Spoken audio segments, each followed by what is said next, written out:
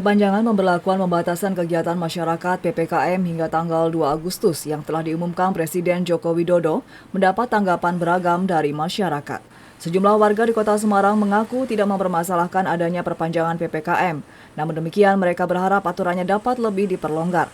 Sebab diakui mereka, aturan ketat seperti penutupan sejumlah jalan justru menyulitkan, terutama bagi mereka yang bergerak dalam usaha kecil dan juga transportasi.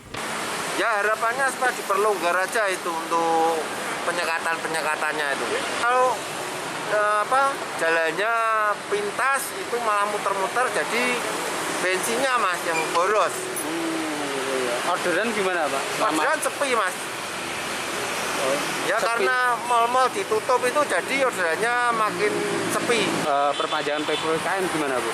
Ya mungkin bagi kita orang-orang yang kecil gitu untuk mencari nafkah itu jalan itu tuh muter-muter terus kita dagang Pak, nah itu sepi daripada yang kemarin-kemarin sebelumnya. Harapannya diperlonggar, ya prokes tetap tapi untuk kegiatan ekonomi area kecil itu bisa lancar.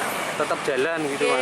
Kota Semarang sendiri masuk dalam zona PPKM level 4 seperti yang telah diumumkan pemerintah pusat, sehingga penerapan PPKM diperpanjang hingga tanggal 2 Agustus mendatang. Langkah ini dilakukan untuk mengendalikan angka kasus COVID-19 di Kota Semarang yang sempat menembus angka 2.400-an kasus. Tutuk Carita melaporkan.